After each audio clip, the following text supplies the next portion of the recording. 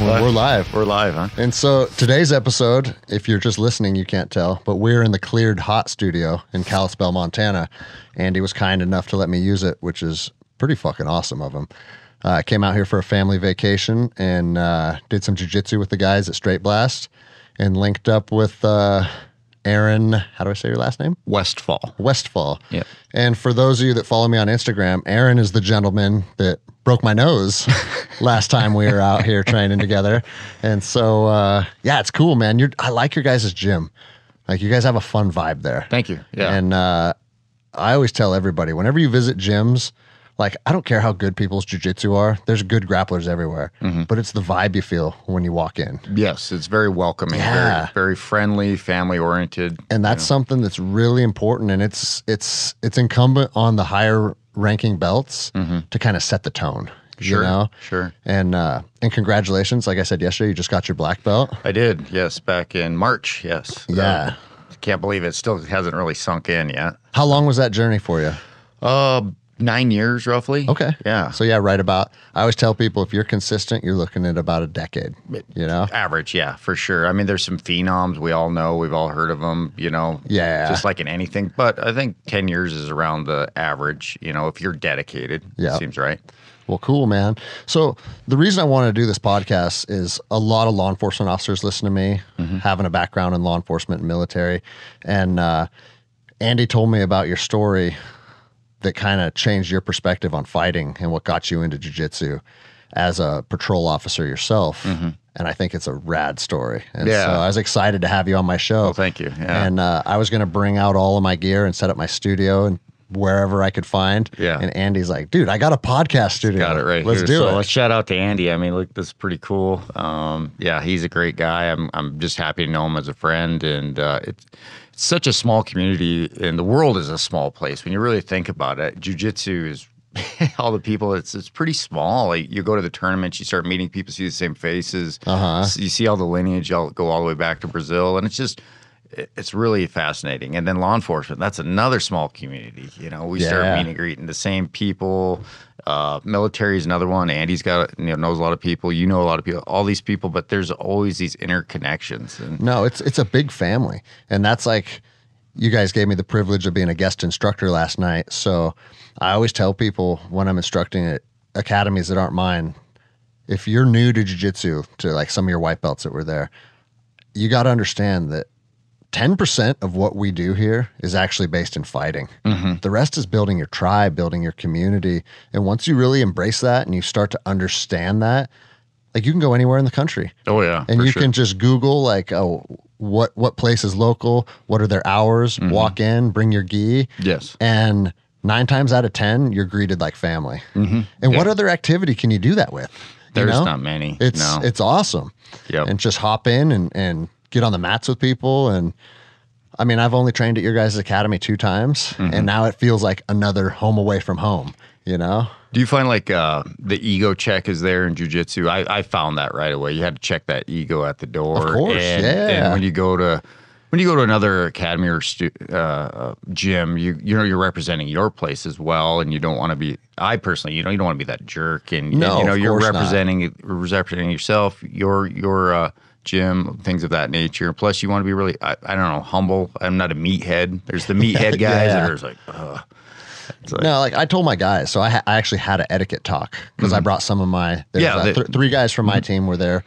And I told them, I said, listen, we're visitors. Okay. So, because at my gym, we do a lot of death rounds. Just fighting as absolutely as hard as you can. Sure. You know, and in any gym you go to, you have that core group of guys that trains extremely hard. Yes. But you have to balance how hard you're rolling with the correct training partners, you know? And so when you're visiting, you don't know what that person brings to the table. You don't know their energy. It's almost like, it can almost feel like a mini competition sometimes, because it's like, I have no idea what's about to happen. Right. But I told my guys, I'm like, regardless of what happens, I don't want to see like just going 100% trying to get out of submissions or freaking out. Because just like you said, we're representing my academy. We're representing my team. Checkmat, right? Yeah. Yeah. Checkmat. And we're also visiting Andy's academy, who's a friend of mine. Mm-hmm. And so the last thing that I want to have is any type of altercation, you know? For sure.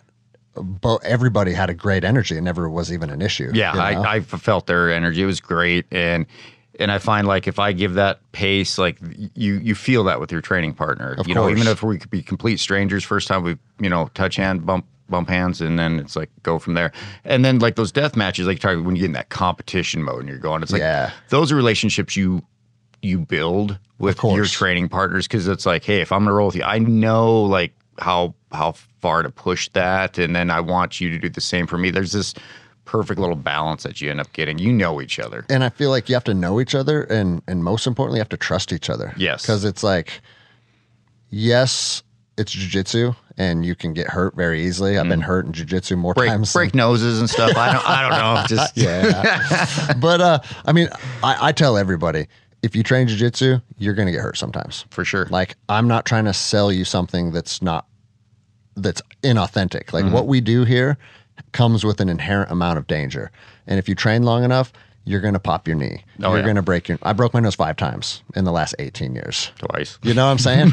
And it's like, it's a combat art. Yeah. That goes without saying. But with that said, we're trying to mitigate that as much as we can, you know, and the right people. I feel like I'm at a point in time now where my team, my gym's been open 6 years, and we have like 140 members, and we have a core group of guys that have been there for a long time, and we've built that. That's awesome. But finding that initially is kind of a challenge. I imagine any new gym opening up, building those relationship buildings, long-term students. Yeah. Yeah. Well, that's awesome. And to tell you the truth, I don't know how people open jiu-jitsu academies in facilities where they have to pay rent. Like, I was fortunate enough, I have a rental house on 4 acres. Okay. So we built like a pole building on that property Very nice. and opened an academy. And it's like, for the longest time, we had 4 people a day. And it was just me and 3 other guys drilling and doing techniques. That can't pay the bills. My academy didn't become profitable for years. But the thing is, I was a police officer at the same time too. So it was, you're working full time. yeah, it wasn't a focus of mine. It was more of just, hey, if it makes some additional income, cool. But I didn't need it. Right. And so it was more of kind of like a hobby on the side. Makes sense. Yeah. Plus, don't forget family and kids and all the other stuff you're trying to pull off. So, yeah, that makes sense. But it's just weird how everything works out, because COVID crushed a lot of academies. Yes. And we decided, I mean, I've told the story 1,000 times, so listeners are probably like, God. Greg Jack, I never heard this. But yeah, we shut down initially, just like everybody did, for 4 or 6 weeks or something like that. And then when I started seeing the writing on the wall, I was like, no, I'm not going to deprive all the people that need jiu-jitsu. Yep. Because you know how it is. Once jiu-jitsu is part of your life, if you take that out, you feel off. Oh, it was bad for a lot of here. Same. How long were you out of training for? Well, so we had we called Fight Club. We were having fun with it, like a speakeasy. We were like, basically, it's like, hey, wink, wink. Yeah, we're gonna do some private stuff and closed door stuff, and because we didn't want the health department on us. Of course, and so everybody had to play the games. Everybody pumped the brakes for that first month. I mean, everybody in the country. Yeah, because we thought the bubonic plague was coming. You know, we're being told that we don't know, and then everybody's like, wait a minute. So we started training on the side and just smaller groups, and so I never stopped training. Okay. You know, I mean, if I was going to do my garage, I got mats. We were going to do it. It was like I was not going to stop training. Those were routines that I was not going to break. Yeah, and that was the same with me, and like I said, like a core group of training partners. But we did shut the doors to like our regular schedule. Correct. That's what it was here. Yeah. And but after, like I said, that first 4 to 6 weeks, I was like, you know what? Everybody kind of has an understanding of what's going on here. If you want to come and train and you're an adult, we kept our kids program closed because I thought, you know what? I don't want parents making decisions for their children right now if this does end up being something that's a little more dangerous than we think it is. So I said, you know what? Adults is going to reopen. And if you're an adult person that can make a rational decision based on the data and what you're seeing, and you want to train, let's train. Yeah. And dude, our memberships grew by 5-fold because so many people were looking for something and there wasn't any opportunity out there. Makes sense. Yeah, a lot of your traditional weightlifting style gyms, those are all Yeah. shut down. Now, your state was a little bit more locked down than Montana because I think we started opening things up in June, started getting things up. They started doing those phases and stuff. And if anything, it was interesting. We made the gym, cleanliness, hygiene is a huge thing, Jim. We don't want MRSA, we don't want ringworm, we don't want, all that stuff. It's like, but Travis did a great job and just took it up even a notch. I mean, it was Which really, COVID or not, that's a good thing. well, right? if anything, if there's a silver lining out of it, that's something that came out of it. It's like, hey guys and gals, make sure your gis are washed, make sure your hygiene, all the things that we preach, but it really, I think, sunk home for people making better routines again. That's cool. Even with hygiene. So that's a plus. And that's one thing that I've talked to people a lot about is that in jiu-jitsu, if you don't practice. So did you grow up at Straight Blast Gym, or have you bounced around throughout? No, I actually started here. This was my first academy. Okay. Yeah. So I've been to a couple different places as I moved for jobs and whatnot. And there was one gym who obviously I'm not going to say by name, but it was in the very beginning. So it was like my white belt days. Okay. And I had ringworm constantly. Any point in time, there was ringworm somewhere on my body. Wow. And so I just thought, I guess if I want to be a fighter and I want to learn jiu-jitsu, this is just part of the journey. And even though it's nasty, it's like realizing you're not cleaning their mats. Yeah, because I'm brand new to this. And Yeah. I'm just like, and then when I moved to California and I went to Joao's gym, Electric Jiu-Jitsu, I never got ringworm again. And so then I started thinking, wow, is it because of how well he takes care of his academy, or is it like a climate thing? It's so hot down here, maybe it's just a little different. And so when I opened my academy, same thing, cleaning all the time. Every practice, I vacuum the mats to get all the hair up, and then I disinfect it. Yep. And we've never had any problems. Yeah, and you just got to do that. It's just, You have to. Yeah. And so jiu-jitsu academies by nature, if they are taking care of their students, there's a huge focus on cleanliness, regardless of COVID or not. Right. So I say these mats are probably the safest place you could be. We disinfect it constantly. Yeah, and the scrubbers and all the stuff they got. Yeah, it's great. And I'm going to steal this, and I forget who mentioned it. It was Andy had talked about it with somebody. It's like when you go to an academy or you just go to any business, the bathroom. How clean is the bathroom? That kind of will dictate the rest of what we're dealing with for a business. Yeah. It's like, all right, it seems weird, but it's true. No, it's the truth. It's the absolute truth. Yeah. My academy, we also share the jiu-jitsu's upstairs, and then we have CrossFit downstairs. Oh, okay. And so our bathrooms are downstairs. So I'll be coaching class, and in between classes, go down there and just to take a piss real quick. And then I'll look around and be like, oh no, look in there, Tori. Yeah, exactly. like the bathroom looks like shit. And so I can't leave that bathroom. I'm like, dude, if someone sees the owner of the facility walk out and they walk in behind me and there's spattered piss on the seat or any of that stuff, that's immediately hurting my reputation. Absolutely. So I'm like, every time I use the bathroom, I get caught fucking grabbing a bottle of bleach and some towels and doing a wipe down. For but sure. you're absolutely right. Because that's, if your bathrooms aren't taken care of, then what else is not taken care of? Exactly. So optics are everything, right? Yeah. Optics, man. So crazy. So what was you know what? I guess we could go right into the story because that was the beginning of your jiu-jitsu journey, right? Yeah. Well, I can give me a little background. Yeah, let's hear background for sure. So I'm from this area, born, raised. My family goes back to Montana in 1850s, I guess. Oh, okay. That's amazing. I had an aunt that's deceased now, but she gave a lot of background. That was pretty cool. Joined the Marine Corps when I was in did the DEP program. Okay. And so was signed up, ready to go, and I was a military policeman. So that's what I signed up my MLS to be in the Marine Corps. So it was perfect. So thus my career into law enforcement on the civilian side. What year did you go into the Marine Corps? 95. Okay. So before Andy, throwing that out there. Yeah. I always little side joke there. So I just did my 4 years and got out. And then I was applying at different police departments in Southern California because that's where my final duty station was, down in San Diego. Okay. And So obviously you liked it out there. it was very nice. I mean, San Diego is just a great town, and I was young, Pendleton's single. rad. Yeah, I've seen a lot of the new stuff they've added to it, so it's changed completely.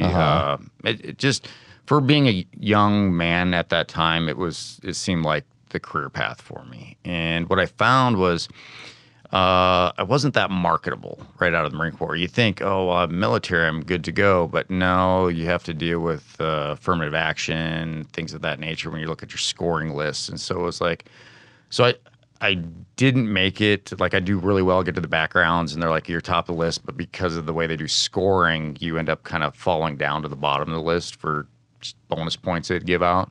And that was a state of California thing. And it's like, all right. Shocking. But I didn't get discouraged in the fact that was going to give up. I'm just like, no, this is just a challenge. What do I got to do? So I ended up doing self-sponsorship for an academy in Orange County. Okay.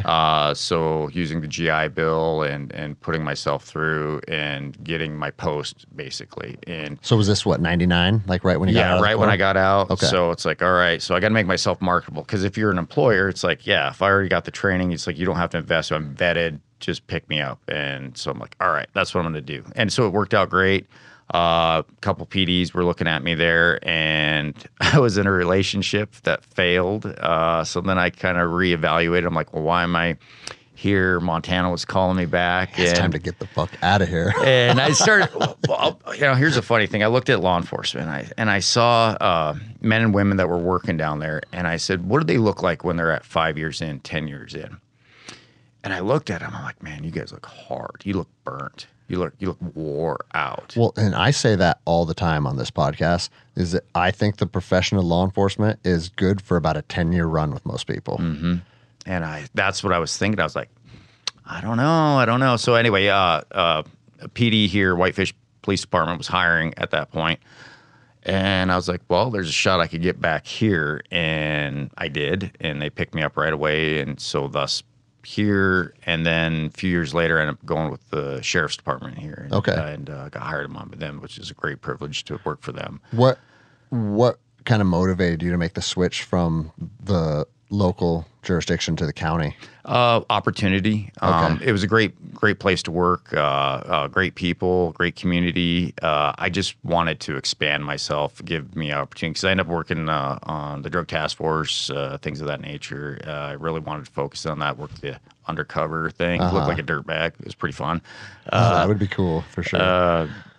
Very stressful on the family, but it was a good experience. I really wanted to do that. Anyway, so yes, just give me more bigger sandbox to play in, so to speak, more opportunities, more people, just more calls for service. Just felt like that was the right move at that point in my life. And so anyway, you mentioned jiu-jitsu. I remember in the academy down in California, they were teaching some jiu-jitsu, like, here is a rear naked choke. And I'm like, what is this stuff? And they're like trying to teach us shrimps and stuff like that. And it's like, I had no idea what jiu-jitsu was. UFC was still pretty much in its infancy. It was really starting to make a, 99, 2000. Yeah, it's starting to, but really nobody knew what that was. So when you self-sponsored, meaning you're paying to get my own tuition accredited through the state of California as a peace officer. Yes. And then once you have that, you go submit your resume to different departments again. Two different departments. And Okay. you have the accreditation. So now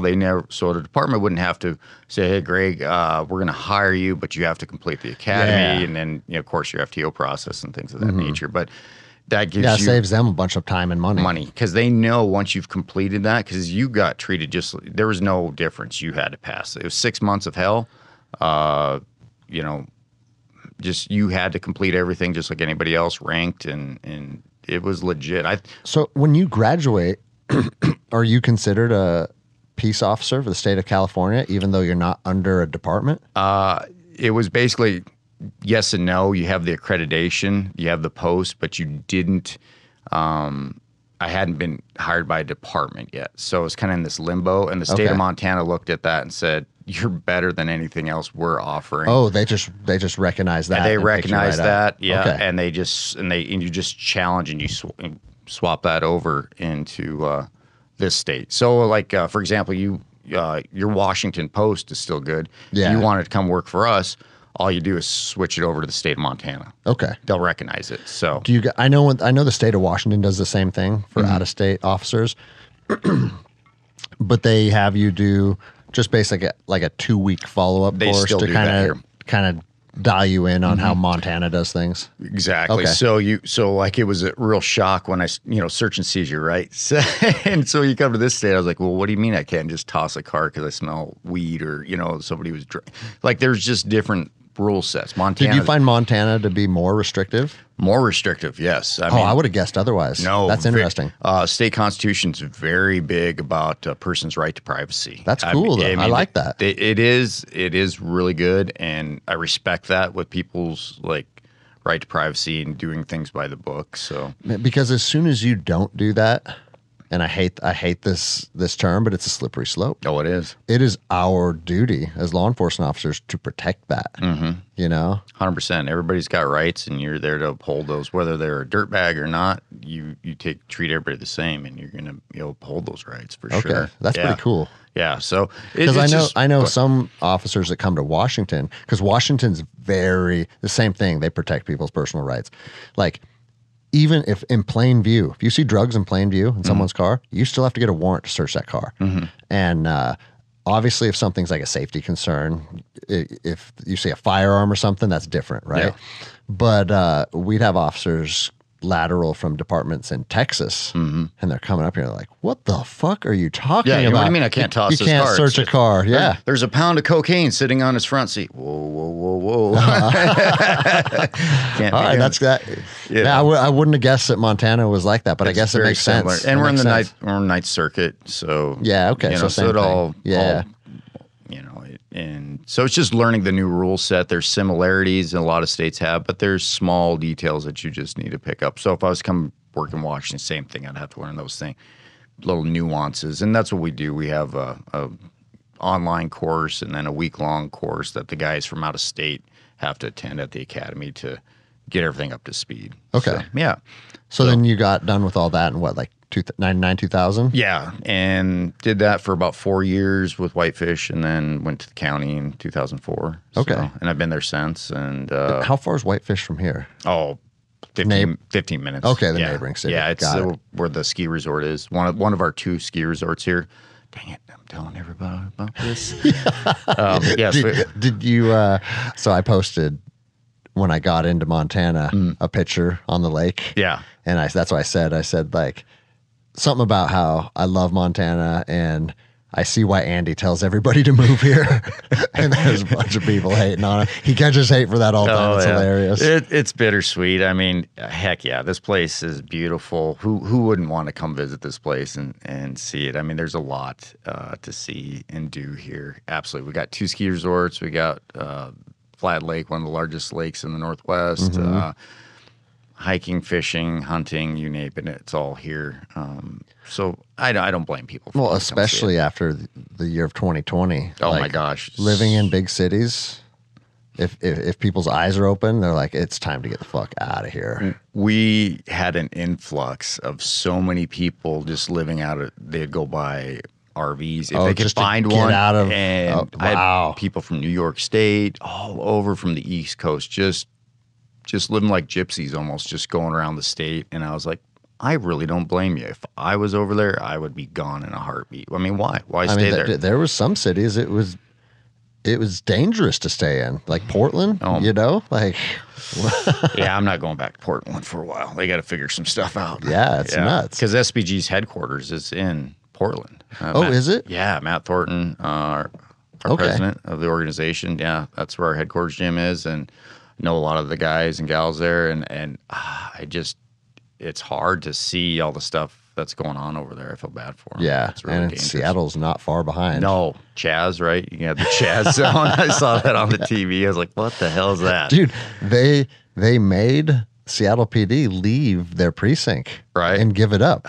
But then they had like a couple shootings, and they wanted you guys to come back. Oh, help us. Like, we don't know what we're doing at this point. It's just absolute madness. It's madness that we've allowed the people that were just causing all of the problems during the riots and the protests, just allowed them to do this like consequence free. Wow. And what do you think's going to happen when you allow a bunch of young wild men to just get away with whatever they want? Of course it's going to get out of control. Yeah. You know, I don't care what your demographic is or what your socioeconomic setting is. It's like, if you let people just do whatever they want, it takes about 15 minutes before people are going wild. Yeah, it's anarchy. Like law and Yeah. order is important.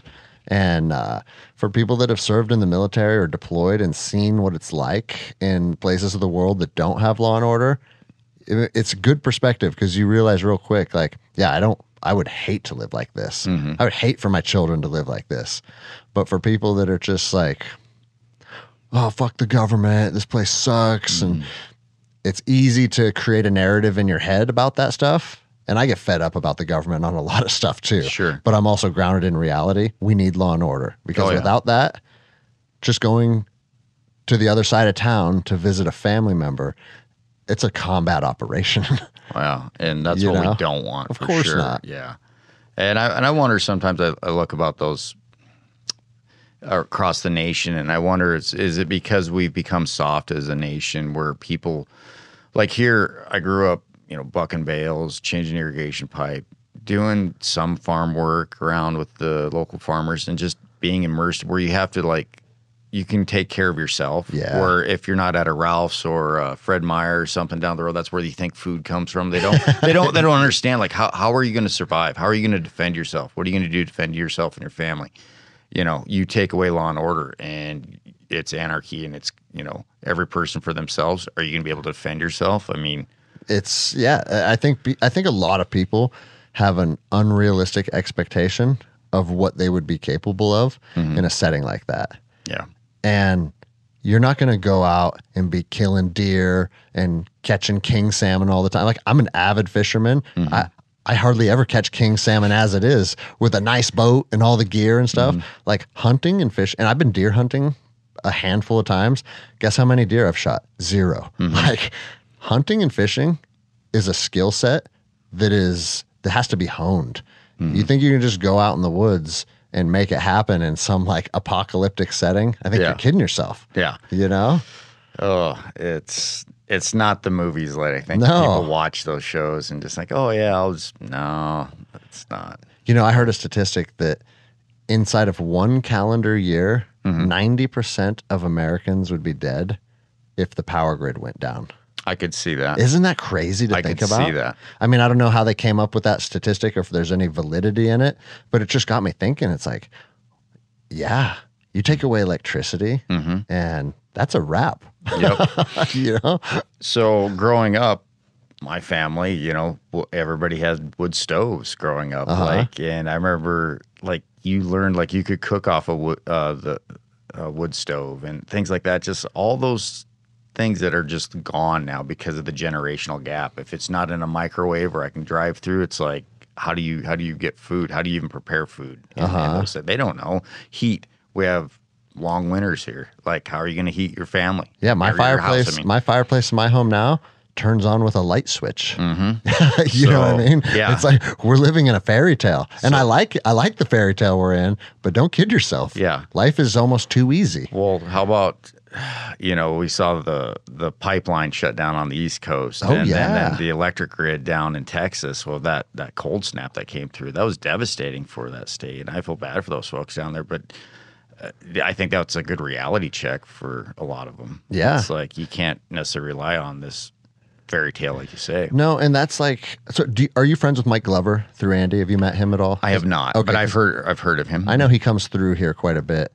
and does like the Full Auto Fridays and stuff with Andy. But his whole premise is kind of like just a level of preparedness, And we bought a little generator, just a little like diesel or gas powered generator, and the power went out in our neighborhood, and everybody is freaking out.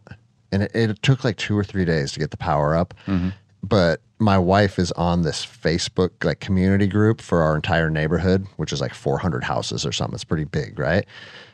And everybody like is just in full panic because the power's out for a couple days. And it's like, what, you didn't bother to purchase a generator. Turn on your generator. I'm good. Yeah, you My know. furnace is working. So guess what? All your food's gonna spoil. Like, but why is that like an abstract idea? I honestly think it just comes down to our lives have been so good over the last 50 years, and yeah, ebbs and flows, and we've dealt with some bullshit as a society, but overall, the quality of life as Americans is so far beyond what good. most people on planet Earth experience that we've lost touch with reality. Yeah. And like your electricity, your running water, your heat, all of that stuff is a privilege, you know? And it's been sold through the illusion that it'll always be there. We'll take care of you. Yeah. There's no problems. The flick of the switch, push of the button, we're good. It's like human beings since the dawn of mankind have been going through hard winters and periods of famine where people are dying off and all this crazy shit. Oh, yeah. We are not immune to that. I mean, and to think you are, I think you're out of touch with reality. Yeah, it is an illusion. Yeah. So, and it'd be you said Mike Glover, that's being prepared. That's where it's at. You Yeah. know? It just, do you have enough supplies at your house right now in your garage to get by a week if you couldn't get any food? You know, do you have enough in your pantry and even if you did, like dry goods, do you have anything to heat it up with? Have you thought about those things, you know? That's what I really love about Mike Glover's. He doesn't sell preparedness from a place of fear. Like doomsday preppers, you know, like the apocalypse is coming. What are you going to do? Right. Mike Glover is just like, hey, listen, like live your life, do your thing, like be a kind person, be a good person. And also, guess what? These are some things you should consider. And he's like, actually, if you take some of these things into consideration and you implement some of these things, it actually increases the quality of your life and it minimizes fear. If anything, like being prepared shouldn't come from a fear-driven place. It should be the opposite. I get prepared and now I'm not afraid of anything. Right. You know, is like, and I'm nowhere near where I would like to be. But like you said, I have enough food, I have enough ammunition, I have a generator, and I recently bought 30 acres out in the mountains. Very nice. With a river running through it. And so we're going to do some off-grid stuff out there. Okay. But just some basic preparation, I think gives you a peace of mind. Yeah. And that's important. Do you have a game plan? Like you might be, say you're a city guy or gal with your family, but do you have a bug out plan? Do you have a plan like if it goes bad there that I'm going to go to my aunt or uncles that are in Idaho or wherever? Do you have a backup plan? Like if things go to shit, what are you going to do? And then how are you going to get there? How are you going to get there? Because if you don't have fuel storage, like in the capabilities of getting from point A to point B, good luck. Yeah, good luck. Yeah. Yeah. And but if you have a plan or some plans in place, that's a better peace of mind. But but if you just pretend it doesn't exist, you're just living in a fantasy land and we're all good. I'm just going to get on my social media device and just chill. So you know, I sometimes wonder if because I'm 40 now and all of this stuff is starting to I'm putting a higher level of importance on it. And I have this conversation with my wife often is I'm like, am I starting to become like a crazy paranoid old man? Or is it literally the writing's on the wall, the direction our society is going? Because, I mean, we're not that old, but when in our lifetimes have we seen a year like 2020? Oh boy. You know? And I was talking to my papa who's almost 80. He says the same thing. He's like, I've seen a lot of stuff in my life. 2020, there's never been anything like it. Strange. And so to think that the society that we know that we know currently can't shift, of course it can shift. We saw it shift. Oh yeah. We saw it shift dramatically, you know? And I think if things had played out a little differently, I thought there was going to be a catalyst that spun things completely out of control, like a business owner mowing down a mob of people with a machine gun or something, right? And I'm not even saying that is a bad thing. Like you're not burning my business down, right? And so I figured we would have some type of event where people would stand their ground, and if other people saw that, you know, courage is contagious. And I was like, man, this is going to erupt into crazy amounts of violence, and some way, somehow, that never really happened. And I'm kind of surprised by it, but I guess it's a good thing, right? Yeah. Yeah. I think you're right. I think it was really close that it could have tipped Yeah. over. And I think some patients, I don't know, it was tough, like seeing some of the other states and the lockdowns and your state and just other states. I'm just like, it was a little, it was too much. Yeah, I mean, too much. It was too much. And this isn't even like tough guy talk. This is just like, we saw people, they were doing like riots and protesting out front of people's residence and stuff and going through people's neighborhoods. And I'm like, 99% of the time, I'm a nice guy. If you put my children at risk, it's to the death. You know what I mean? And there's a lot of people wired like us. Right. So it was strange that we didn't see something. Well, you were saying about like having the conversation with your wife. Maybe is it also because now you're getting a little bit older, your family, you're trying to take care of your family. Your perspective shift for sure. It does from when you were 20 till now in your 40s. You're like, well, wait a minute. You see life differently. Our experiences mold us, change us, but our priorities in life change. Yeah. And for so sure. like now it's like about taking care of our families and make sure we're good. But when you're younger, you're just more carefree. Yeah. When it's you can just be reckless. Yeah. Right. Who wasn't in their 20s, right? And really, I mean, at any point in time in my 20s, like I could lose everything I have, move across the country and fucking start over. It's all good. Whatever. It was the sea bag drag. If I couldn't fit in a sea bag, I was just like, I don't need it. I mean, that's how I lived my life and I was fine with that. But yeah. So, all right, we kind of got off track. I like getting off track though. Oh, this is already this is a fun podcast already, man. It's awesome. Yeah, all right, I'll say one more thing on the whole 2020. I read that book 1984 by Orwell. I read it again in 2020. Oh my gosh. And so not to put on the tinfoil hat, but there's some weird similarities that I hope we don't go down that path. Bro, like, you got to put on the tinfoil hat these days. But the changing the language, that's a huge one for me. You know, language, you know, changing the words, how we perceive things. Like that word's taboo now. This word's okay. We're going to change the meanings of this to that. That's creepy. That's way Orwellian with that stuff.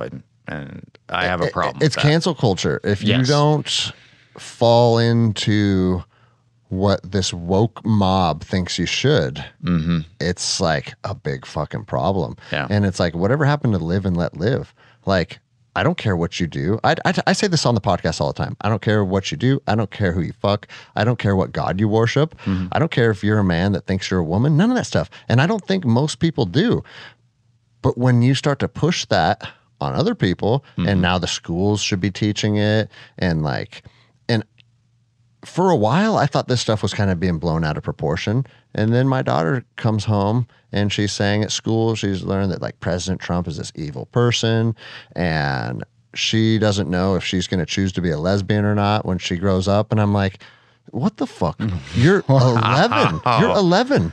You know? And so I had that talk with her. I said, listen, I don't care if you're a lesbian. If you reach the point of sexual maturity and you come to me and say, Dad, you know what? I think that I want to love a woman. Like I said, that's fine. But for you to be 11 thinking about that, I said, you know what? When you reach an age where you desire a partner and you start to go down that path and that journey of life, you're going to know what path you want to walk down. You don't have to start wondering what it's going to be when you're 10, 11 years old. And I honestly think we're like polluting our kids' minds, putting that shit in to begin with. Why are you even thinking? Why are we talking about You're this? front loading children at that age, and they need to be kids. We need to be kids. They need to be playing with their dolls and G.I. Joe figures and whatever toy they like, and playing ball, sports, just interacting with other children, just being kids. Think about it, like from the time I was 18, same with you. You went in the Marine Corps, I went in the Army.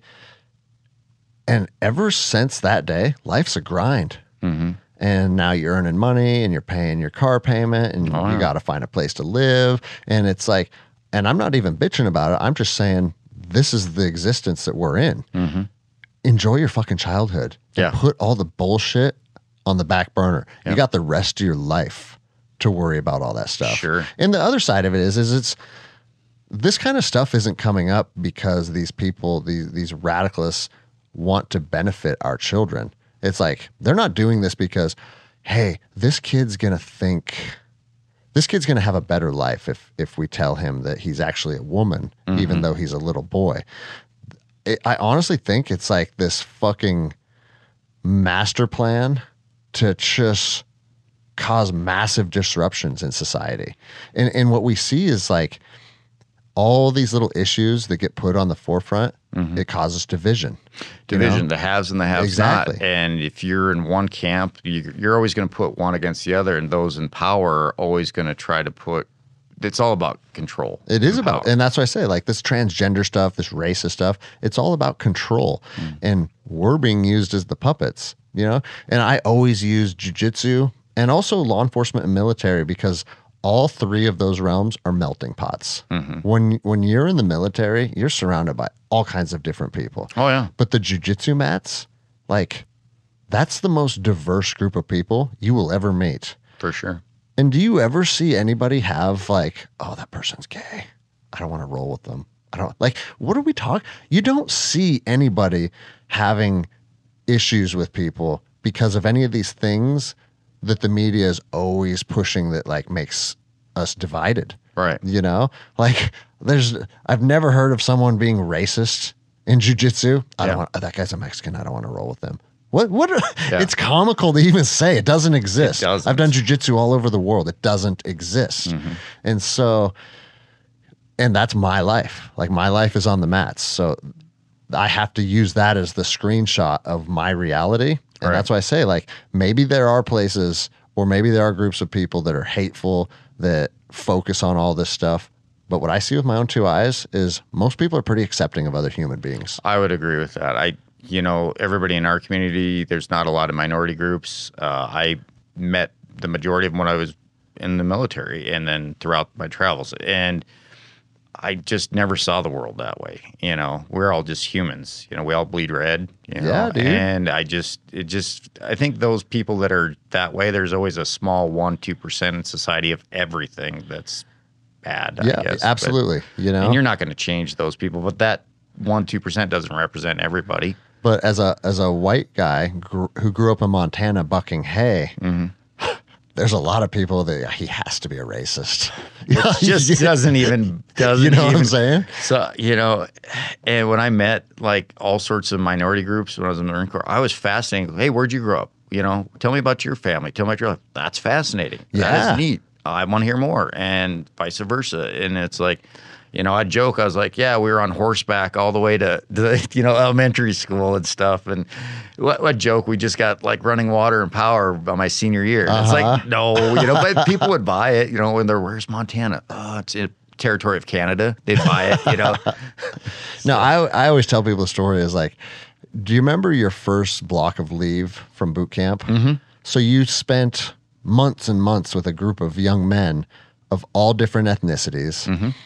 And when you get your first block of leave for like a weekend or whatever it was, they let you have your civilian clothes back. Oh my gosh. And so everybody to your left and right has looked identical for the last 6 months. And then you're like, wait a minute, you dress like a gangbanger? Your pants are hanging off your ass? Bro, you got this giant belt buckle and a cowboy hat? Like all the people came from these different cultures and you didn't even know the difference. Right. Until that first day when you see how everybody dresses and it's kind of like, oh, I guess we do come from like different cultures and different backgrounds. We do have our differences. And it was kind of funny to see that. I'll never forget that moment. But there was no hate or animosity. No. It's like, because it's like, oh, you're a cowboy. It's like, cool. Like you listen to country music and maybe the guy that listens to rap, he's like, well, I want to hear that. Well, I want to hear what you're listening to. You share those differences and then it's like you embrace each other. No, at least I did. I've always said that the most racist stuff I've ever heard was actually coming from a good place. Because once you form relationships with those guys in your team and your squad, they'll bust your balls. You know what I mean? And have fun with it. Like my team, when I was on the special response team with the feds, it was like 3 black dudes, 3 white dudes, 3 Mexicans, and 3 Asian dudes. And it was like, we used to joke, we're like, we're the most culturally diverse team in existence, right? Yeah. But every once in a while, we'd like go do a hike in the mountains, right? And the black dudes on the team are like, you guys are we don't go in the mountains. You understand? Sure. We're not hiking in the fucking mountains with you guys, all right? And so it's like, it's a stereotype, but it's Well, in my experience, that was true. And I'm not sitting here saying black people don't like hiking, but they would say like, you white people like to be fucking cold at night. You're crazy. We're not doing that shit. Right. You know? And so we would like throw banter back and forth all out of a good place. Absolutely. You know, you're embracing each other's differences exactly and right. where you grew up. It's not coming from a place of hate. No. I like how you phrase that. We're embracing each other's differences. Because guess what? We're not all the same. Right. You know? Yeah. I actually think that that's something that does lead to some of these problems in society. And one of my buddies said to me once, he's like, we're not all equal. Mm-hmm. Like, there are people out there like Brock Lesnar who would pick you up and rip you in half. Yes. I don't care how good our jiu-jitsu is. Yeah. You know what I'm saying?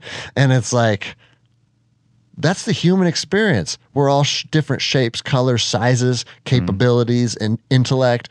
It's just what it is. This is the planet that we're on. So we're not all equal. We're not all the same. That doesn't mean we dislike each other. Right. You know? So, for sure. Yeah. It's like, I want to be that sprinter. Well, I'm not going to run as fast as the Bolt, that guy. It's exactly. Like, you can want as much as... I'll get about 2 steps and he's already 100 meters down the, it's like, no. We are born differently. We're genetically different. Our experiences that we are raised from, there are similarities, but we all are different people, for sure. No, I used to say like I don't know if you were one of these guys, but in the military, there was those guys that could run like 4.5 minute miles. Mm-hmm. And it's like, I could spend the next 5 years with like an Olympic coach and a professional nutritionist. Yep. I'm not going to be you. I will never be. They're gazelles. They're just like, they literally like take like 3 strides to my little Homer Simpson choppy feet. I'm like, oh my gosh. But I did my best and I could run on average a 6-minute mile, but that was phenomenal top shape working at it. But then you get drinking beer and that changes. So yeah, the Marine Corps, you guys do the 3 miles. Was it 3 miles when you were in? 3 miles. Okay. See, that's Army guys get it easy. Ours is only 2. 3 miles, and it was 18 minutes. 18 minutes was the max. To get your points. To get your 300, right? Right. And then you needed 20 pull-ups and like 100 sit-ups or something. Okay. But, the pull-ups was funny because they changed it. Because you mentioned the CrossFit, like kipping. Yeah. So you could kip when I first joined, and then about halfway through, they're like, oh no, dead arm. Dead hangs? You're like, okay, so no biggie, right? Well, if your proctor was an asshole, it's like one, because you'd wiggle a little bit, and you just wasted 3 pull-ups. You're like, son of a bitch. Which is big. Yeah, you're like, because there's only so many this guy's going to be able to pull out. But no, it was funny, yeah. But you're right, differences genetically. It's like the little short guys with no arms, they'd hop up there, maybe weigh 100 pounds. Just and they knock out 35. I hate you. I got these arms, ape arms, and so it's like it's a long pull for me. But it is what it is. I mean, still got it down. But so let's get back on track. I love talking about jiu-jitsu and a little bit of law enforcement. So I got into jiu-jitsu because I had a altercation with a guy out on the street, and at the time, I just got out of working the drug task force, back on the road, and I was very fat. I won't lie, I was fat. So on the task force, you weren't focusing on your physical fitness? You thought like, when I first joined, I'm gonna still like blah blah blah. You're working. Like you might be working a 48-hour off by the time you get done, and you're not eating well, you're not sleeping well. It is what it is. Patrol work is like the perfect storm to make your fucking body fall apart. Mm-hmm. Just like you said, it's a lot of times you're eating unhealthy food, you're sleeping like shit, and those 2 things alone, it's hard to play catch up. Yeah, we used to laugh. It's like you'd be going and all of a sudden you're like, I'm hungry too. Oh, look, there's fast food. Like, we'll just go through and give me a number 3 supersize and I'm just going to eat this shit. And yeah, so I got fat, And so for most people listening, most of my listeners are on Apple. They're not watching on YouTube. Okay. You're a good athlete now. Yes. Like, if I put the work in. Yeah, that's what I'm saying. But like, sometimes I meet people that are good ass athletes, and then they say, I used to be fat, and it's kind of shocking. Yeah. Because just like rolling with you and training with you is like, you don't expect to hear that. Yeah, you know? I can honestly say it. You know, there's my wedding pictures. I'm a little more portly. You know, but you know, it is what it is. But I got done, and then I was hanging around some of the guys at work, and they're really into you know, weightlifting. You know, getting strong, and I'm like, yeah, I need to get strong. You know, that's what cops do. We got to be big and strong. That's how we handle people on the street. You know, if they cuff them up and take care of business. And it's like, okay. So again, I got in the gym, started, you know, doing all your basic lifts, and you know, I could squat 400 pounds, bench 250. You know, I was getting big and working harder, and you know, at some point you got even stronger. Put on a lot of good size, but it wasn't like, you know, still a lot of fat on there. It wasn't an athletic, but strong. Everybody said, man, you're really strong. It's like, cool, I'm strong.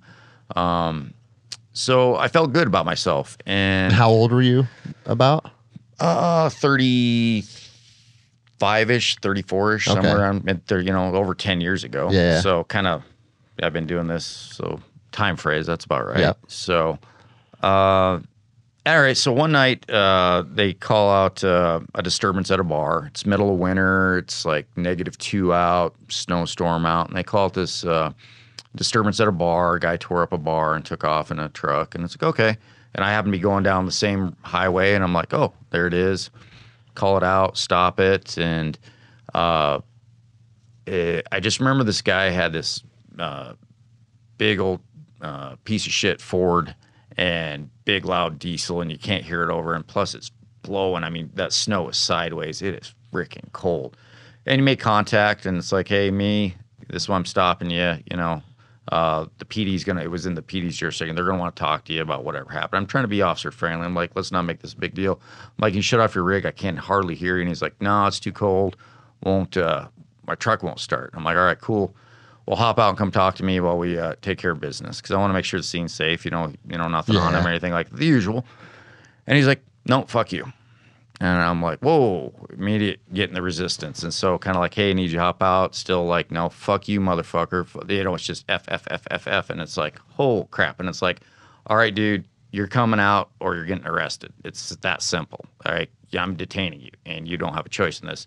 No, F you, open up the door, reach to grab him, and he makes that lunge. And he makes that lunge to that center console, and you only know exactly what that's going to be. And it's like, so I already had the back of his neck, so I just launched him out as hard as I could into about a foot of snow and get on top of him, and then the fight's on. And the fight was 13 minutes, I believe, total.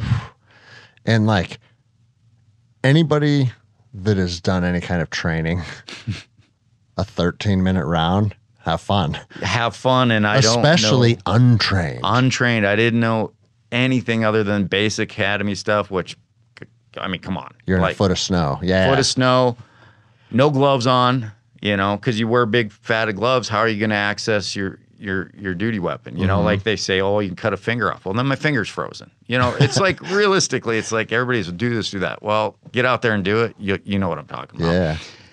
So during this scrum, I, try to cuff the guy. I lose a set of cuffs. And as I'm dealing with this guy, I see there's this female circling me.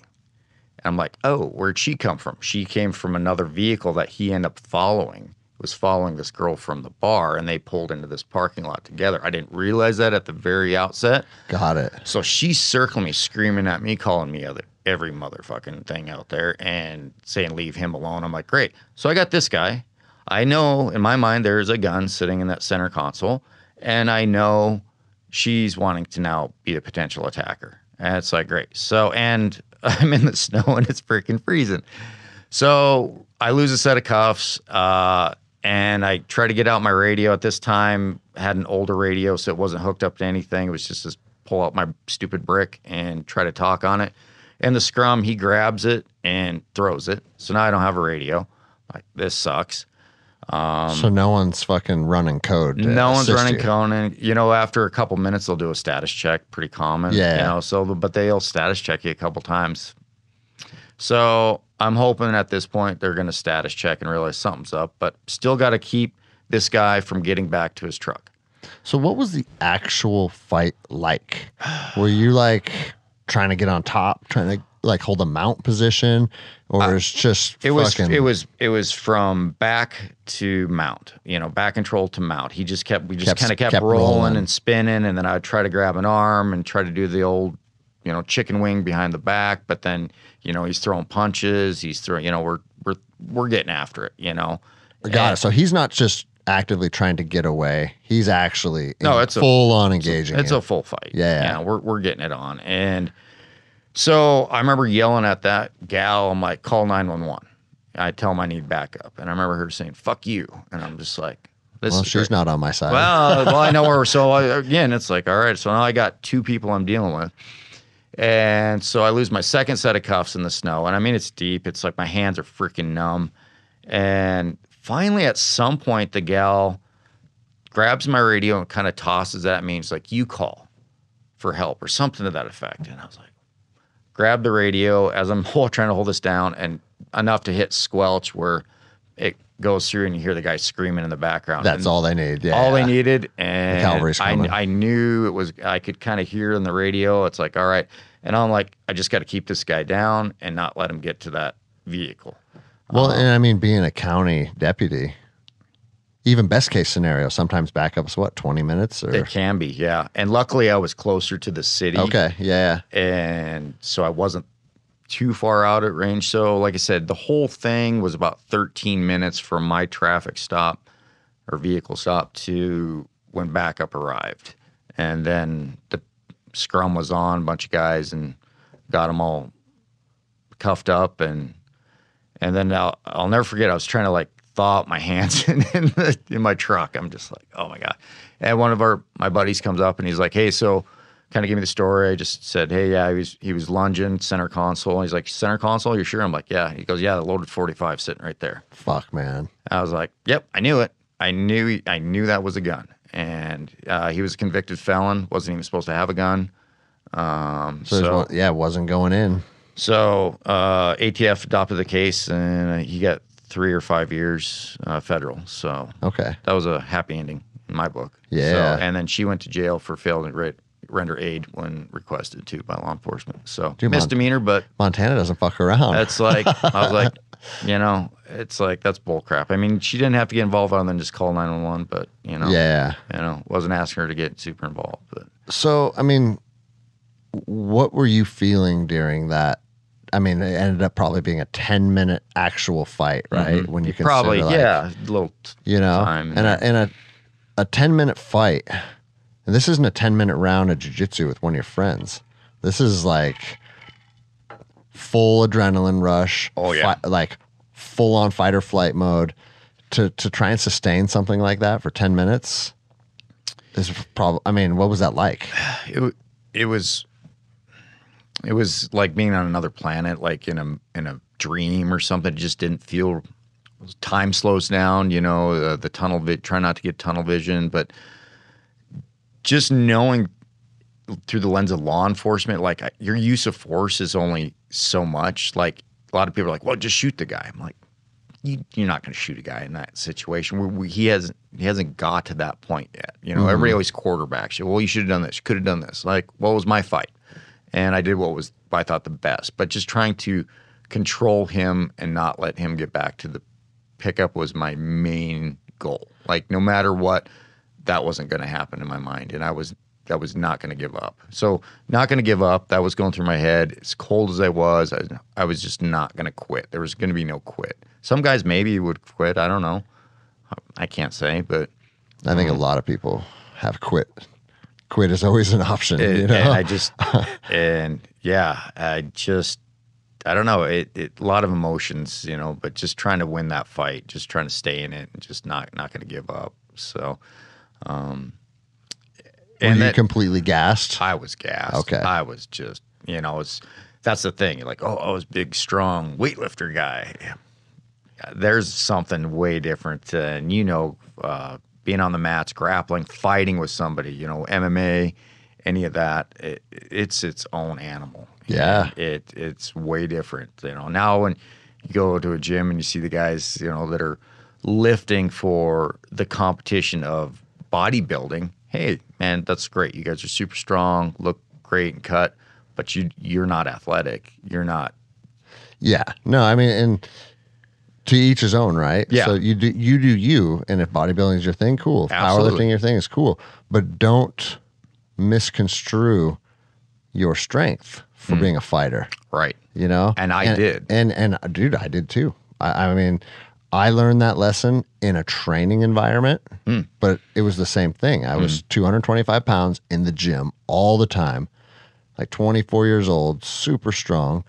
And I was on a deployment, and a Navy SEAL said, "Hey, you want to get some mat time in?" I didn't even know what it was. Okay. But I'll see what you're up to. Yeah. And when he beat the fucking brakes off me, and I couldn't do anything, it was like, whoa. Like, I grew up fighting in high school, getting drunk and fighting in bars, and just being big and strong can sometimes take you to a place where it gives you a false sense of confidence. Yes. And then when you meet an adversary that's a problem, you realize all the strength in the world's not going to do anything. I need to hone my skill set.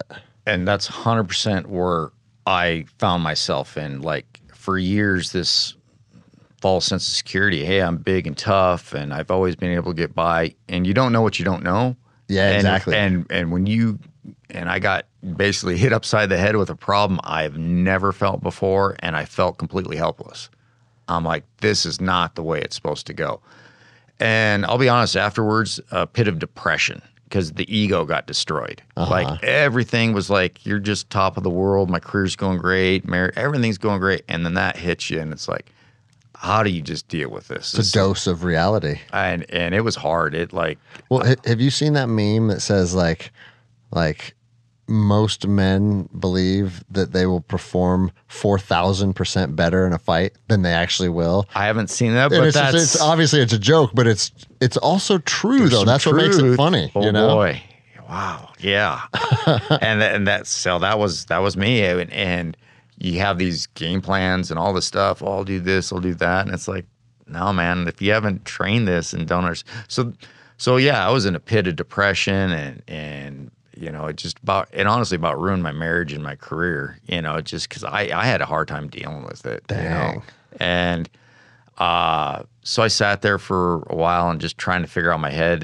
And I'll be honest, it's kind of funny. I liked the UFC. I'd watch this stuff. I always had this itch of MMA and just grappling and fighting. And I was sitting there thinking, I need to learn how to do this. Like, if I want to be good at something, and I never want that to happen to, I need to go find out how to do that.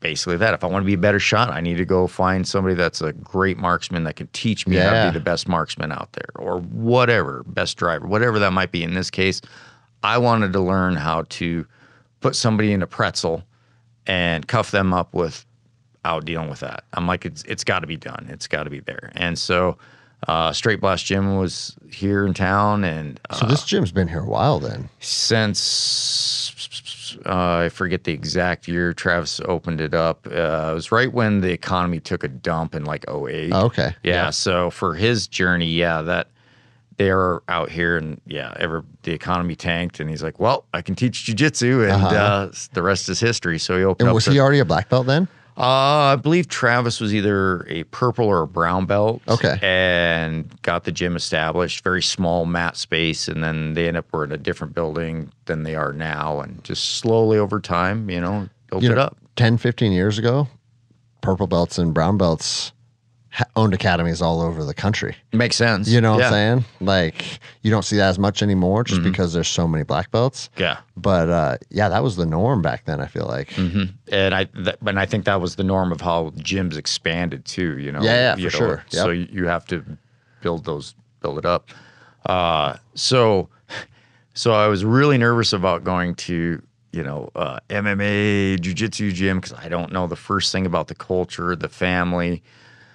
I'm thinking, these guys are probably meatheads and guys that are like probably some of my clients, who knows who's training here, and they're going to be like, fuck cops, and it's like anti-law enforcement, because that's what I'm figuring. Couldn't have been more surprised that it was opposite of all that. And met Travis Akisa, and they're just such great people, family oriented. And once I saw the culture of the gym, I just fell in love. I was just like, yep, sign me up. And I just remember it's like, oh, when you do your consultation, oh, you want to be a black belt, or, what's your goal? And I'm like, my goal is just to learn how to defend myself straight up. None of that stuff matters. I'm like, competition, what's that? Any of that stuff? I'm like, I just want to be a better cop on the street. And that was my whole focus, and has been. Yeah. And now doing, the belt system, the competing, I enjoy as a side hobby.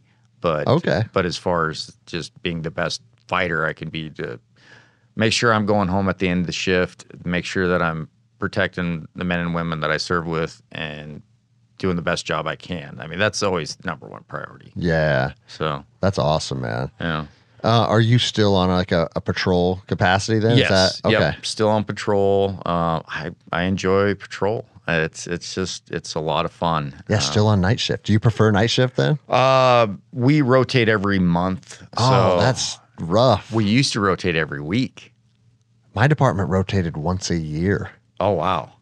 Yeah. So you'd be a whole year? Whole year. Wow.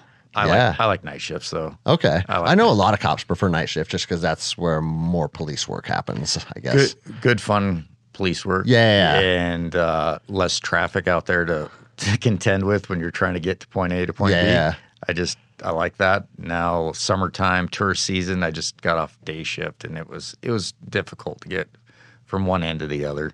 Yeah, I noticed that coming into town. I was like, oh, Kalispell's getting some traffic, huh? Well, it's just our roads just aren't built infrastructure-wise to handle the amount of people that come here in the summer. So we're growing slowly. But, so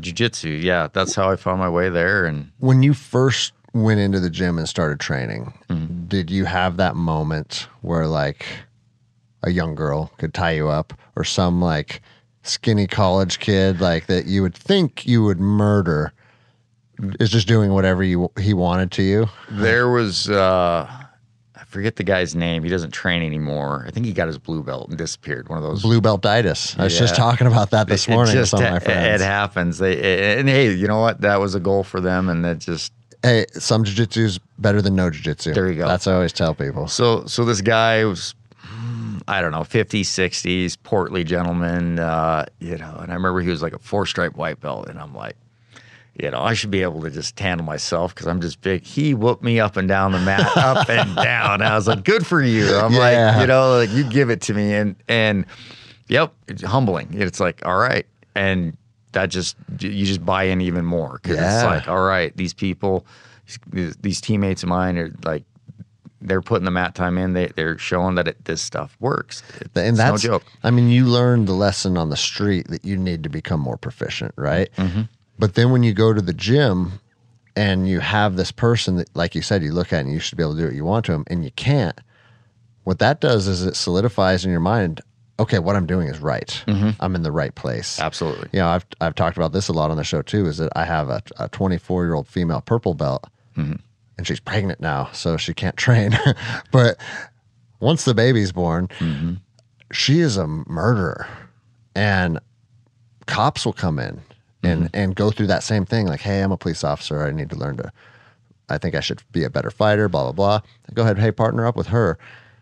And you see the look in their eyes when they realize this 24-year-old girl can choke me to death. Just murking them. And I can't do anything. Yeah. I can't do anything to her. And so people respond to that one of two ways, right? You don't see them again because that ego is in the way, or they realize if a young girl can beat me up as a full-grown man police officer, there's something missing, Yeah. It's true, and Andy can attest to that. When he first joined, and just like, wow, it really shows that this, like, Leah was training with him, and he's like, oh, I should be able to. It's like, nope, shutting you down, and it's like you said, I'm sold. Let's keep going.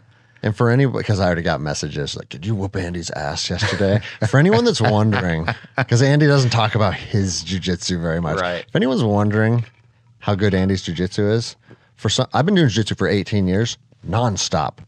Andy's in his 3rd year, I think he said. Something like that, yeah. He's fucking good. Yeah. He's fucking good.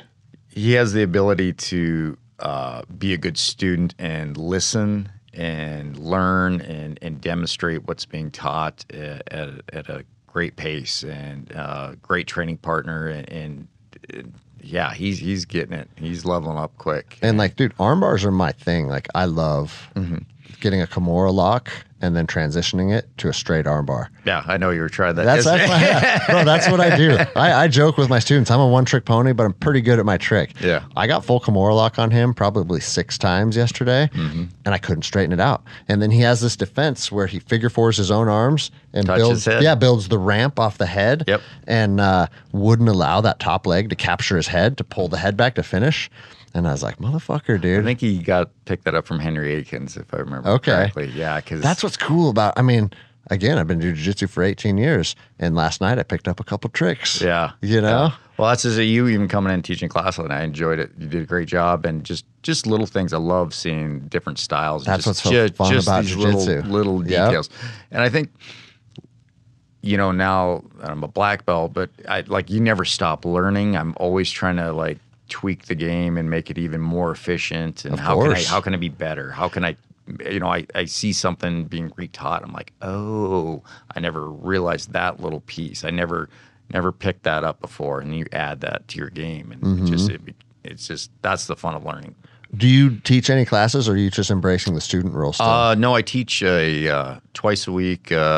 Tuesday, Thursday, 5:30 a.m. class. Okay. Oh man, you're one of them. I can't roll before 10 a.m.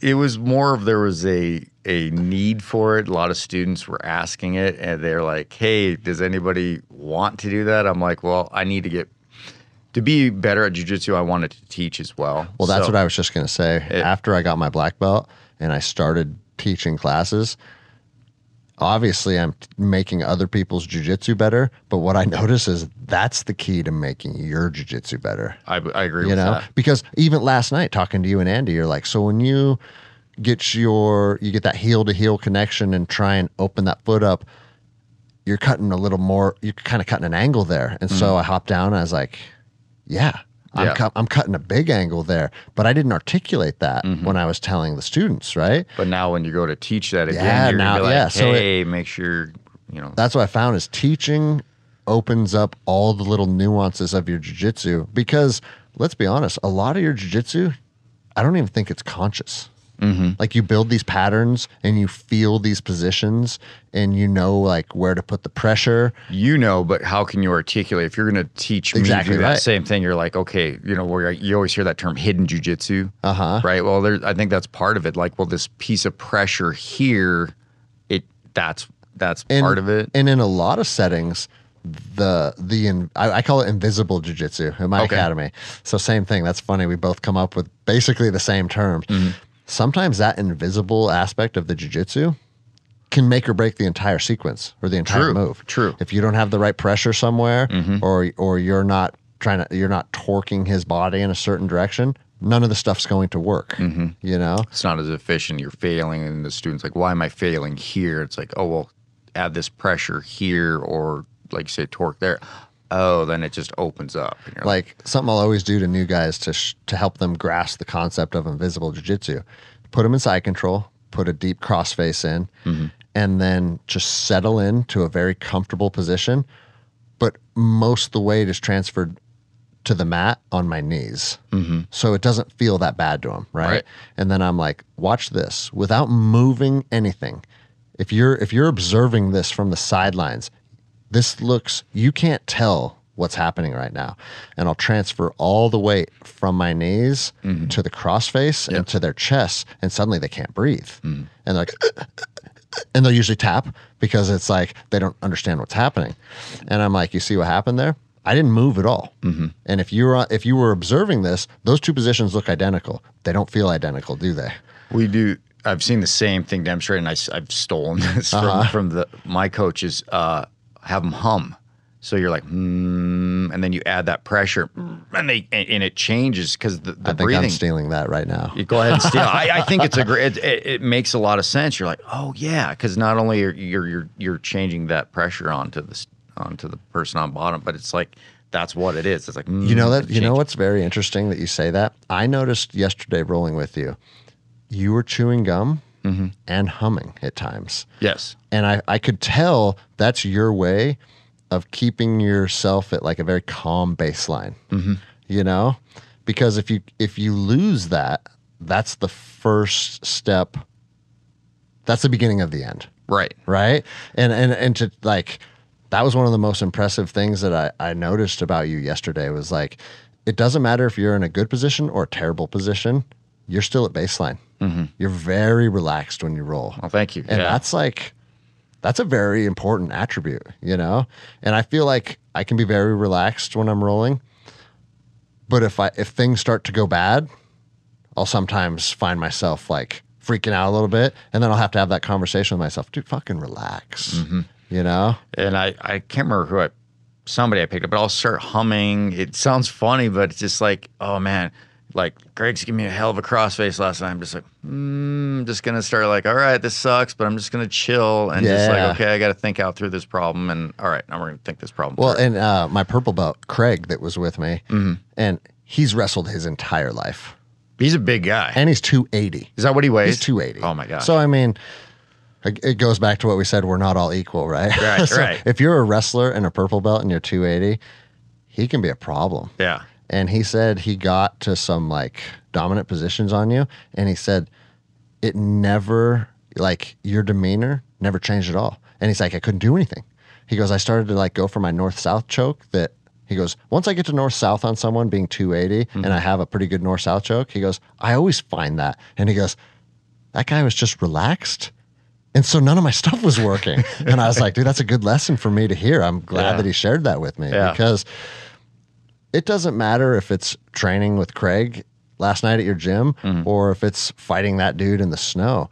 If you can maintain your energy levels, like I always talk about it at my academy, I call it managing your energy. If you can't manage your energy, that's the first step to fucking failure. Oh yeah. You know? And I tell my guys like a fight, we're fighting. I mean, you can't give no effort. You can't just lay there like a wet noodle. You can't. That's not going to work. Nope. But the other side of the spectrum is you can't come out like a raped ape and go as hard as you can because you're good for about 30 seconds. Yeah. So what you have to do is you have to find the sweet spot in between. So I always tell my guys, I'm like, when you run a 1 mile foot race, you feel pretty tired at the end of it, right? You're given a lot of energy and you are breathing hard, but you can sustain that for 7 minutes. That's a 7-minute bout of exercise that you're maintaining. I said, you need to maintain your fight at something similar to, it may feel like you're putting out energy, you're breathing hard, you're sweating, but I can go for 7 minutes. And if you can fight for 7 minutes, you can fight longer than probably 99% of people on planet Earth, you know? Well, and you could probably agree with this.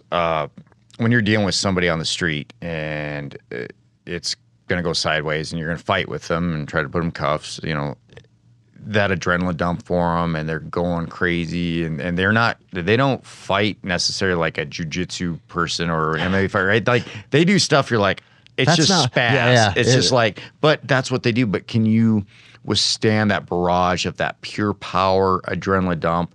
Might last a minute, 2 minutes, and they're giving it all they got, and then they're gassed out. Yep. And now you're going to sit there and be like, okay, now you're mine. I can do it. Now you're so mine. I'm glad you said that because I wanted to ask you that exact question. Once you committed to training jiu-jitsu with the mindset, like you said, your whole focus was to be a better police officer. How did your next encounter go? Like, did you notice like, oh, because for me, there was times when I grabbed a hold of guys and it felt like I was grabbing my 7-year-old daughter. And it's like, oh, wow, this feels magical at times. So over time, you built that confidence. Like a lot of guys, take it as a compliment. It's hard.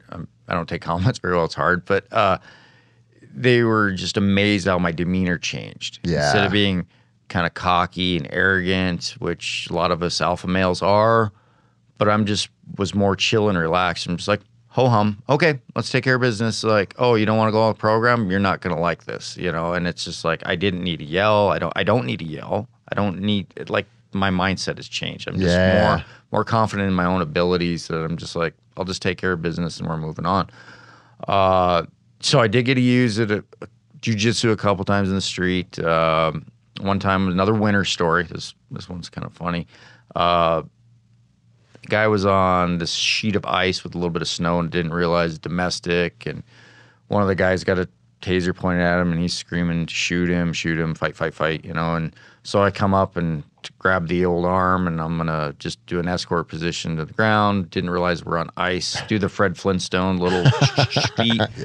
He spins into me and kind of like a tackle into me. Next thing you know, I'm on my ass and he's in my closed guard. Oh, okay. And I'm like, oh, okay. And then he cocks back to punch me. And that's mistake 2 for him. And then 3, he was in a leg triangle like that. And man, you got to use a triangle on the street. That's fucking rad. Which, okay. And you don't want, I mean, I always tell cops, you don't ever want to be in your guard. No. But guess what? There's ice on planet Earth. And that's just it. It was like the whole intention was not realizing the terrain, that it was a sheet of, I mean, literally just this sheet of ice with that little bit of light, fluffy snow on top that it's just like, oh man, it just bang down. It happened so quick.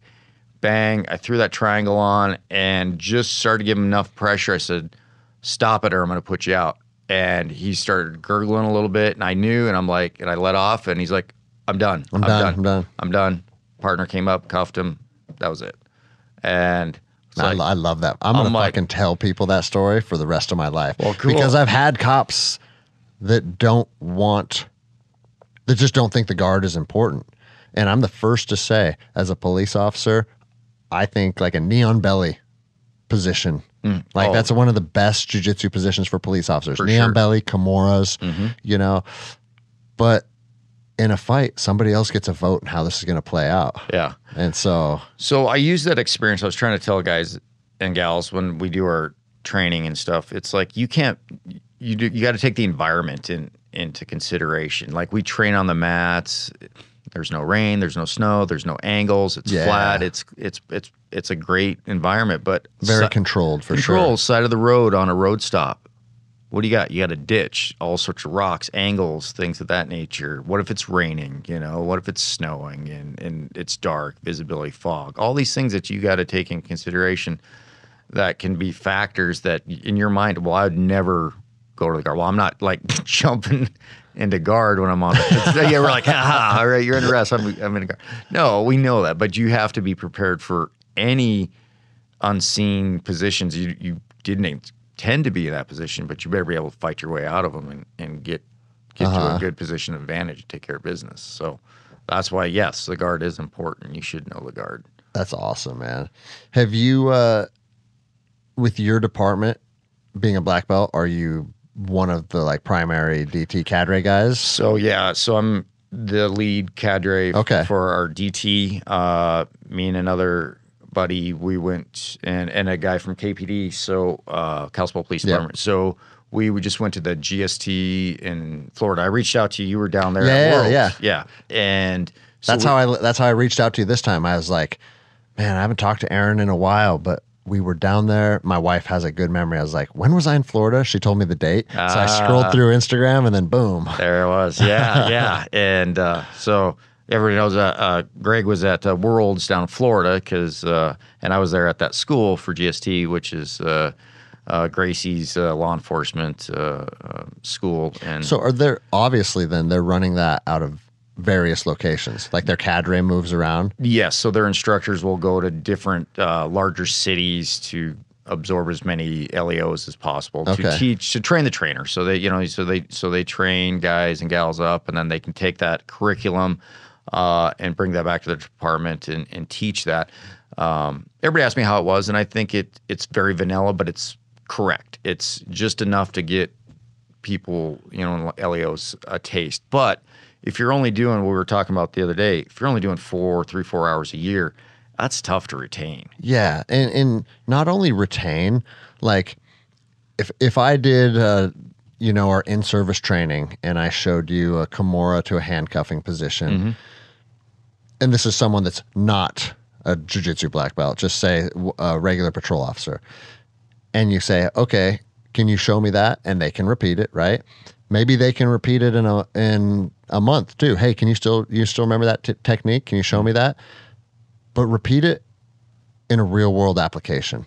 Those are two very different things, because I think what you get out of rolling, which you can't simulate in department training, because I know in our department training, we didn't do live rolling. I don't know if you guys do or not. I think you should. We do. Okay. See, that's awesome.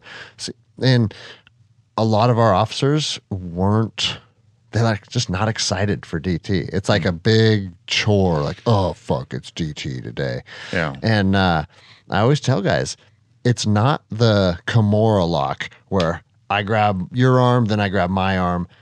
That is the important thing to learn here. It's the ability to feel somebody's pressure, scramble, cut the right angle, position yourself in an advantageous position in relation to their body. And all of those things, you can talk about it all day, but you don't learn how to implement it unless you're doing live rolling. So we did, our crew did mount bottom escapes. We had them for 3 hours, and that's enough. Anything more than that, you're drinking through a fire hose, and the knowledge, you start getting that glazed over look in their eyes, and it's like the cups are full. You're just like, nope. Kept it very simple based on the training module and doing it all by the book. And it's no different than your academy are. Like, it's jiu-jitsu is jiu-jitsu. Yeah. And they did a great job and make sure I had them all switch with everybody. Because you know how, like, the small person gets with the small person. Yeah. And I get all that and your buddy and stuff. I'm like, well, good. You're going to go with the biggest guy or the biggest gal. You're going to switch up because I want everybody to feel everybody's different size, pressure.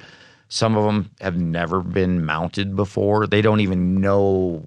That's so foreign to them. It's like, but it could happen. You need to feel what it's like to be on top and bottom. So, well, and especially with how mainstream jiu-jitsu is, you don't know who knows what anymore. There's a good chance that your traffic stops in the last fucking month, some of those dudes were fighters, or some of those dudes had some jiu-jitsu. Like there is so many people that have bought off on training now, because all of the, like, you talk about like the influencers, like the Andy Stumps, Joe Rogan, Jocko, all these people that are like pushing jiu-jitsu.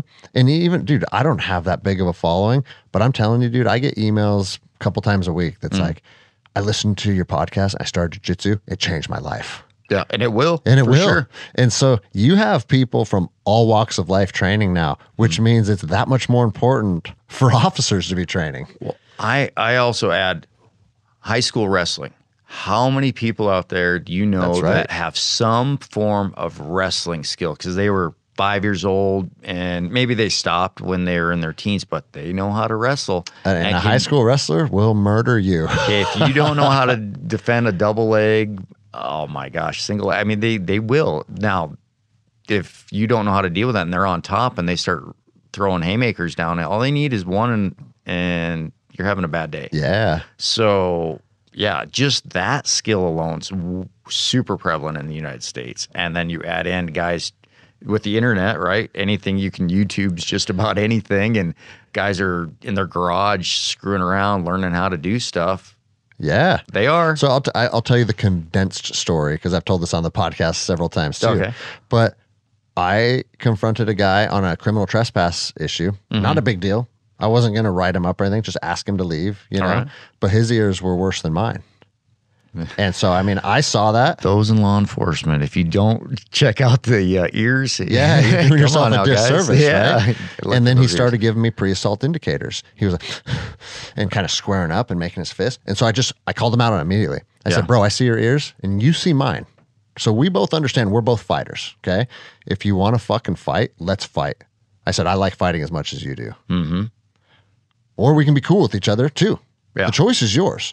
So if you want to be cool, let's be cool. If you want to fucking fuck each other up, I'm ready. Yeah. And he's like, man, you're cool. Yeah. That's cool. I've never had a cop talk to me like that before. There you go. And so because I saw it starting and I just threw it out there right away, Yeah. you know, and then it was a non-issue. Yeah. And I said, bro, you're not even in trouble. You're being asked to leave by the business owner, and you can't be here.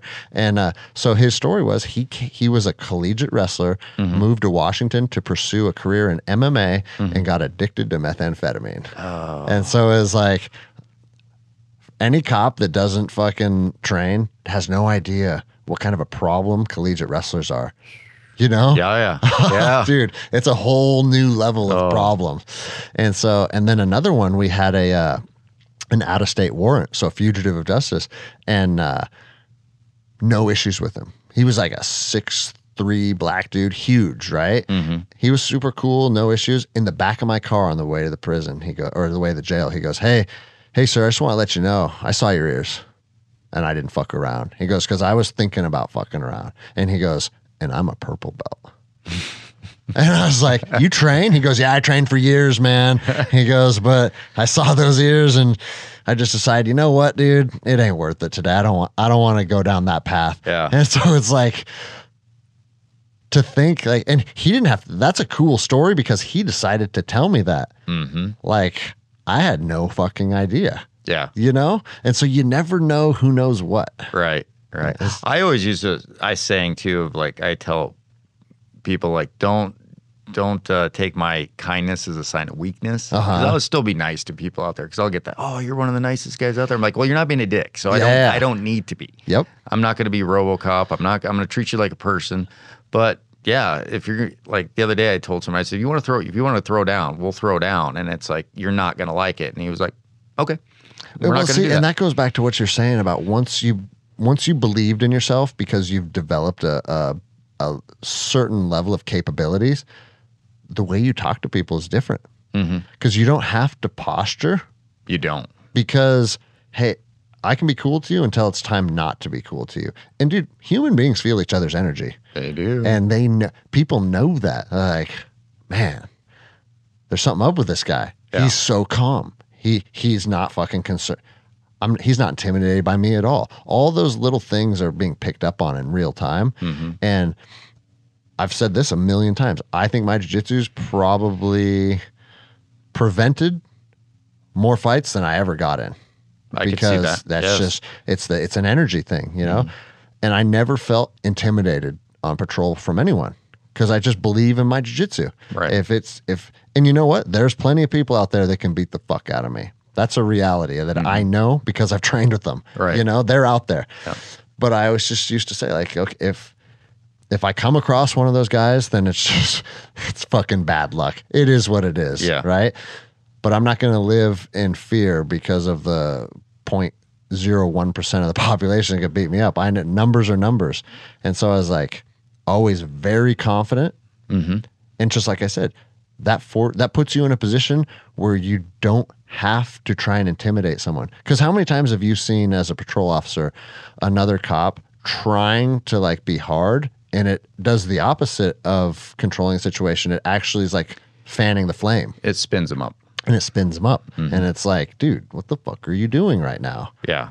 And instead of de-escalating it, they are escalating it for sure. And in their mind, they think they're doing the right thing. Like, I got to let this guy know that I'm a fucking badass. And it's like, but really, that's going to make him want to let you know he's a badass. And now it's doing one of these things, you know? And then what's going to happen when it's go time? Have you trained for go time? Like, or what are you going to do? I mean, you know, So they really need to have that mindset to train and get into understanding. So, and I want people to understand that, listen to your podcast, like in law enforcement, I still train with my service pistol, my rifle, all that stuff. I still love to shoot. That's still part of the game. So don't think like I'm just looking for like, oh, there's a dude, I'm just going to run up and just throw jiu-jitsu on him because I know jiu-jitsu. That's still all the tactics. Everything is the way it's supposed to be. You know, I'm not looking for like just for a reason to put somebody in a vascular restraint. Can't call it a rear naked choke. So so I don't know if you've seen the Guns and Geese camp that me and some of my buddies are running. I saw you post some stuff on it. So it's a pretty cool thing. It's just a 3-day immersion camp. And it is, I tell people when they show up, I'm like, guys, if you suck at shooting and fighting, right now on Thursday night, you're going to suck at shooting and fighting when you go home Sunday. Mm-hmm. Nobody got good at anything in 3 days. Mm-hmm. But what we're going to do is build a foundation, help you understand principles, and give you the ability to leave here and then continue training. Yeah. And then one day you can become as good as you want to. Sure. Right. And so that was kind of our mindset with opening this camp. And man, we have seen so many guys just in a short amount of time that are police officers that go down there and they feel that and they experience it and they're fucking all in, right? Mm-hmm. But to go back to what you were saying is like, dude, I still got to shoot. I still got to do this. I still got to do that. We tell the guys there, like, combat is combat, right? Your jiu-jitsu is a tool. For sure. Your service weapon is a tool. The situation is going to develop what tool you use. Mm-hmm. So don't get in the mindset like, oh, I'm good because I got jiu-jitsu, or I'm good because there's guys also that are fucking like competition IPSC shooters that can outshoot all of us. Mm-hmm. I'm good. I'm the best shooter. Well, you're good in a scenario that needs the best shooter. How often does that scenario present itself? And I'm not saying don't do that, but that's one scenario, right?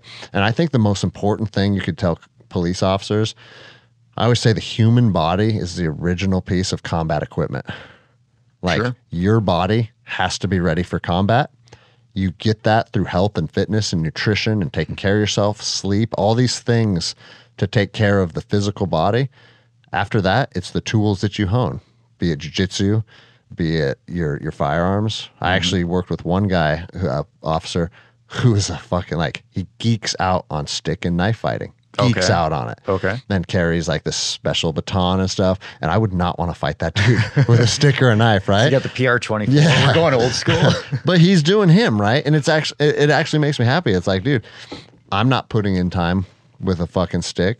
So I don't want to carry a baton. That's not me, but that's you. And if that's going to be you, hone that, you know? Because a lot of cops have a belt full of shit that they don't use very well. The taser is an interesting tool that's out there that I think it's the magic wand for a lot of young officers. I love that you said that because I've been saying that for years. And when we first got them, you know, it's like, oh, this is a neat tool. Like you say, there are certain scenarios that this could be a beneficial tool, less lethal, whether it's beanbags, you know, through the shotgun or the taser, you know, whatever that's going to be. Yeah, for sure. It's got a point, but now it's the magic wand. I'll just tase him. Until you hit the belt or a Carhartt jacket. Fails. You've gone through both your cartridges. Now what? Yeah. You know, the guy's on PCP or he's on meth and it's just not even phasing this dude. And now what? No, and that's the thing. It's like no matter what your tools are, you better be ready for them to fail. And then you better be ready to go to something else. Yep. And a fucking taser. So if you're tasing a guy, that would suggest it's not a deadly force scenario. So what's next? Yeah. It's the fight is still, guys get tased all the time and it turns into a fight, you know?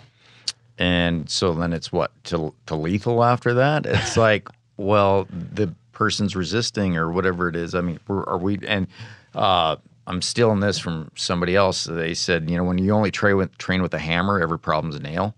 Yep. Yeah, exactly right. And I'm like, that's so true. It's like, we want to have all our tools on our bat belt, so to speak, for all these scenarios. And if I'm not training that one, I'm doing myself a disservice. And so I need to be good at use all my tools. Have you guys been affected at all out here with the fucking radical change in policy?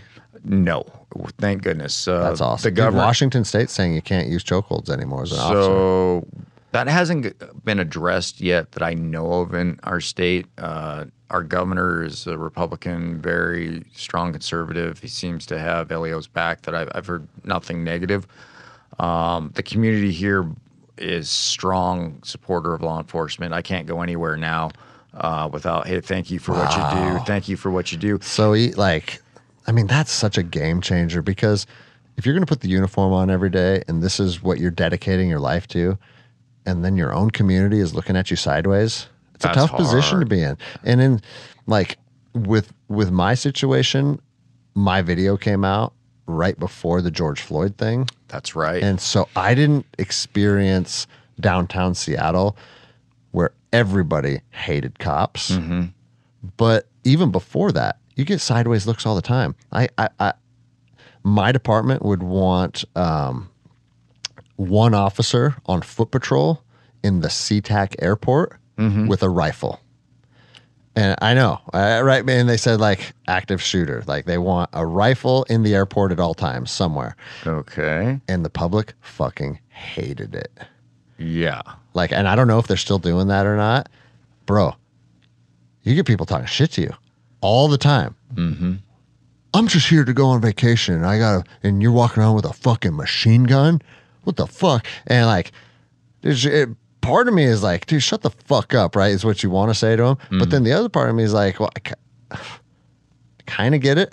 You know, like, I don't know, man. It just kind of puts you in this weird limbo between your chain of command is telling you that one rifle needs to be on foot patrol at all times. So somebody's going to be doing it. So we would like literally have a roster and be like, okay, I'll take it from 2 to 3 on this day or whatever, you know? But then people fucking hate it. Yeah. And plus it's fucking Seattle. It's a very liberal city. Very. So there's a lot of people that are just anti-gun to start with. And they don't realize like, well, in all reality, you don't have a problem with a police officer with a Glock 9mm on his hip. That's a way harder weapon to be accurate with. You know what I'm saying? Like, if there was an active shooter, which tool would we'd rather have? Right? We'd rather have the rifle for accuracy. And but distance, I don't think they're not thinking through it logically. They're just they like, just see a big, I don't like guns. That thing's scary. Why the fuck is that? And then they'll talk shit to you. Yeah, and it's a machine gun. It's a machine gun. It's always fully automatic. It's like, oh, and then you get into the education for people that don't understand. They're not around firearms. They've never grew up with them. They just see it big, scary. They're anti this, anti that. I don't know. You try to educate some folks that you run into if they're willing to have that conversation. Of course, yeah. 9 times out of 10, if someone starts talking shit to you, though, they're not coming at you from a place where they want to be educated. No. Their mind's made up. Their mind's made up. You're not going to change that. And you just say, have a nice day, and you move on. Yep. And not our conversation today to have that.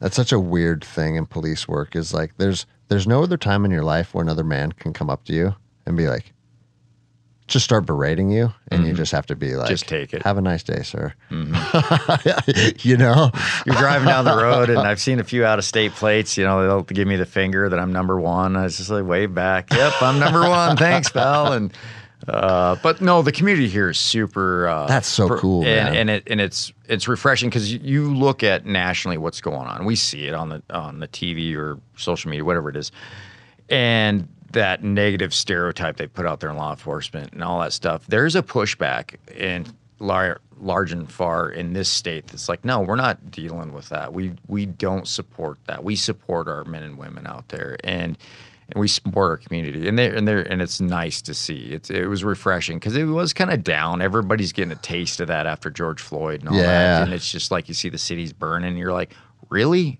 No, that's a small percentage in those cities. Not here. Yeah. Maybe other states, maybe, but not Montana. And I got to say, that's really awesome. No, that is, man, because you're giving your life to this profession, and a lot of cops, they go to work and they clock in, and they just feel that stress all shift. And I know a lot of people. Some personally, but a lot that have mostly reached out to me online that have left the profession because they're like, I can't do this anymore. Like I can't give my every waking hour to protecting a city where everybody fucking hates me. You know? I couldn't imagine like being in Portland right now, or just where your hands are tied, and if you do anything, they're gonna burn you. So. And I've said it 1,000 times, but. And you know this to be true, is like, because everybody that's anti-cop wants to be like, oh, they were the guy that got picked on and they're fucking pussies and they needed power and all that stuff. And it's like, does that cop exist? Yes. Sure. But the overwhelming majority of police officers that I worked with inside of a decade, they're good human beings. Now, there's plenty of people that are kind of quirky and they're just whatever, right? That's life. But in their heart, I feel like, you know, they're there for the right reasons. Yeah. And it's just strange how one incident turned so many people against him.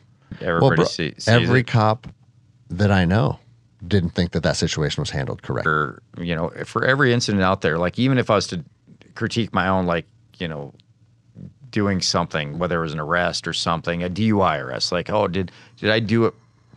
Could I have done it better? You know, and that's just it. You got to learn from these things and be better. But if we're not going to have that conversation and allow that to happen, Don't understand what's going on out there. that are implementing these radical changes in policy. And it's like, what are we doing? Yeah. You're not a fighter. You're not a police officer. You've never arrested someone. You've never grappled someone. Like, this is so far. It would be like me fucking walking in. How often do you hear this one? I could never do your job, sir, ma'am. Yeah. You know, you meet them Yeah. and you're like, hey, I'm here for whatever it is, taking a theft report or whatever it is, you're whatever. And there was always somebody, hey, thank you for what you do, but I could never do what you do. And it's just like, that's amazing. There's a lot of that. It's like, they're like, that's weird. You know, it's like, you couldn't come out. So I find that one interesting too. I hear that a lot. No, I'm happy to hear that Montana support from your people. You just have to. Yeah. And I feel like it's only a matter of time. You can only stuff stuff away for so long. And like my buddies that are still in Seattle talking to them about the riots and the lack of support. And it's like, It's going to happen with those cities. You know, it's the leadership. Is that going to change? Is it going to come to a head where that's really indicted for like assault for hitting someone. And I may be butchering this. I'm not sure exactly. We're done. And like 50 people quit. Well, that's that in qualified immunity. That's the hot topic. They are threatening it, but let's hope that doesn't Well, and this is what I've tell people about the George Floyd thing, that people is in a prison cell going to fucking, and he's going to be found, or he's already found guilty. He's awaiting a sentencing. Like, are you saying a group of people determine if they think you're innocent or guilty? And if you're guilty, you get put in a cage. That's what we do. That's what happened to him. Yes. So it's just like if anyone else murdered somebody, that's what would happen to him, right? There's due process. There's due process, and everybody's entitled to it. Our Constitution guarantees it, and we have to be strong with that. If we try to pick and choose, well, this person, I don't like this person because whatever, how egregious it might be, it's anarchy. We got to have law and order. We got to have and the verdict of guilty or innocent. With the jury, It you is, don't know. you know, and I was like, well, if one juror believes the fentanyl, hung jury, or even innocent if they believe that as a collective, you know. And I'm not saying that we should find a man guilty because of possible backlash from Public the fucking pressure. woke mob or public pressure. The judicial system needs to work within a vacuum, like based on the facts of the circumstances that's criminally prosecuted. You can't like say that kind of stuff. Spinning everybody up. And not only just because like the potential for that to lead to violence on our streets. Like she wanted to stand on her podium and like virtue signal, and she may have potentially fucked the whole thing up. Yeah. A combination of both. You know, fentanyl is a horrible, horrible drug. And, you know, because one of the jobs I did for a while was a coroner work for the sheriff's office. So seeing, Oh, that's gnarly. yeah, unfortunately, we train on that. I don't know if I'm sure Yeah, you we guys did did too. too, and can be easily overlooked and not understand because you're in the heat of the moment dealing with that. And that's where I'm saying, do we take something of death of that man, and can we be better to really look at this person help and safely deal with them? So I'm trying to look at it the positive of being better. We can't go back in time. We can't change what happened. There's going to be people listening to this podcast like, nope, it's this, or nope, it's this. I don't know. Stuff. Attach from emotion. Yeah, exactly. Because if you believe a certain position and you're just willing to die on that hill, I mean, and that's cool. I have hills that I'm ready to die on, as we all do. We all do. But at the same time, you need to be able to fucking take a step back and listen to the other side. But I feel like that's a lost concept these days. It's like, what team are you on? A or B, Fuck right? you if you're on this team, and that team says fuck you if you're on that team. It sucks. It's, You know? we can't agree to disagree anymore. We can't have those conversations, and just it sucks. Another thing, back to the jiu-jitsu, I was like looking at deal with somebody that's not handcuffed, putting them into a safety position to control them. And that's what I try to talk to our team about, at our department. It's like, look, it's like understanding human anatomy and like how they would tabletop to get up if they're uncuffed and why that works. And hey, if they're handcuffed, getting them on their side and allowing them to breathe. Things of that nature where I can basically just put my finger on their shoulder if they're on their side. You're not getting up. Yeah. You're going to kick your feet. We'll have the other guy hold the feet and we'll just wait for EMS to arrive and get them checked out. Or just whatever, we're going to maybe have to hobble them or whatever it's going to be. But we don't need to freak out and be in condition black. We can handle this because we train. We're not all hyped up and excited. No, yeah, those chemicals that pump through your veins in a stressful situation, when we slap and bump, you're putting yourself in a stressful situation. And I tell, even though we're friends and when we're training, we understand we're not going to kill each other. Right. But there's still a primal feeling going on that I think on like a biological level, it does feel like we're trying to kill each other. And so that's where rolling over and over for years and years, you can reach the state, like I was just telling you, where like no matter what position you're in, if you're doing good, if you're doing bad, you're in control of your emotions. And very few people probably ever arrive at that place. And I always stress like, hey, it's your fight on the street, so you're going to do what you got to do, but try to put yourself in a better situation by training. So I hate watching somebody else's video and be like, oh, they should have done this or they should have done that. God, I just hate that. It's just like, hey, you know what? That was his or her fight, and they did the best they could with what they had. Yeah. And use that as a learning opportunity. Now, what can we do to better, him or her or ourselves looking at that and go, okay, all right, this is why we need to train, or we need to train in whether it's a shooting, whether it's a grappling situation, whatever it might be, driving situation, doing a pit maneuver or something like that, whatever it might be. But yeah, and you got to be, not getting that tunnel vision. Why do we do simunition training, right? Simunition training's great. Yeah. Live training like that, get that liveness training. Yep. You need it. It's like, even though it's paint, you also know it's going to suck. That's going to suck. Skimming with them, right? It's like, damn, they hear you come out the next day, everybody's looking at the side, and you're like, oh, I'm all... Bro, when I was a young Ranger, we used to put the Sims rounds in the freezer the night before. Yeah. It's like, take that money. How big is your department? 60 plus right now. Okay. Including admin, detectives, all, the usual support staff and different stuff. So roughly about 30 plus patrolmen. Got it. We're behind the 8 ball as any department Every is. department on planet Earth. I could say, I wish we had another 20 guys today. Absolutely.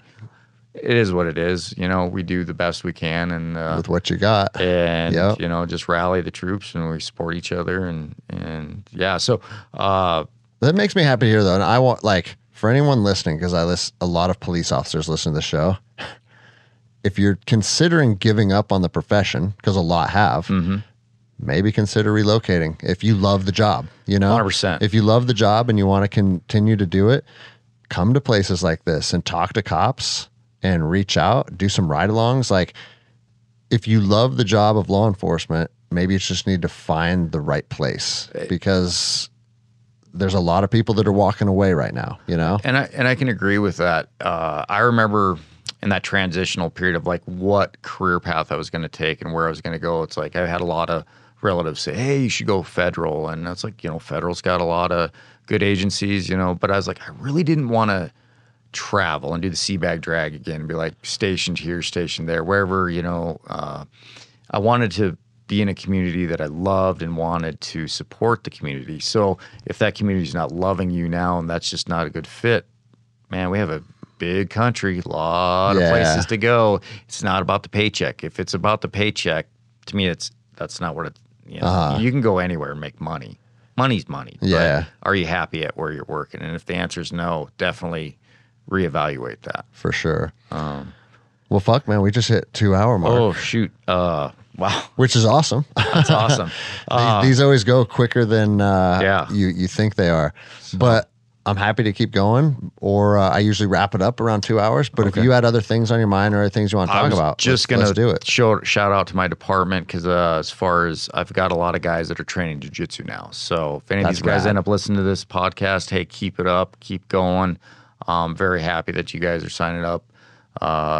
It's hard to be a prof in your own land, but a lot of guys reached out to myself and my buddy Nelson, and who's friends with Andy, and they're doing jiu-jitsu now. And Andy has been a part of that as well. He had a LEO scholarship where he got some money to donate to help guys out with the tuition each month. And so I just, and that's Kalispell Police Department, the Sheriff's Office, all tons of guys, Highway Patrol. Hopefully it gets to a point where you're the guy that's not doing jiu-jitsu on the department. Yeah. And then you have to, right? Right. And so I'm really happy that those guys and gals are involved. And if you're waiting, if you guys listen to this podcast, if you're waiting for your department to, spend money on you to be trained and be the best IPSC shooter like you're talking about, or the best driver or the best grappler, you're going to be waiting a while. You need to go out and invest in yourself. Yeah, it's your chosen profession. And that's so just be good at it. Hey, they didn't buy me that cool gear, that'd be like, go out and buy it. Yep. Find it, be the best person you can be. And so you're going to have to invest in yourself. So I'll leave it at that, throw that out there. So all right, I think cool, that's good. Man. So that's awesome. I appreciate you taking the time to do this. Thanks for having me on. Like I said before, if you're ever out in Seattle, let's link up and train. And I'm sure I'll see you again out here sometime. Cool. All right. Thanks, Rick.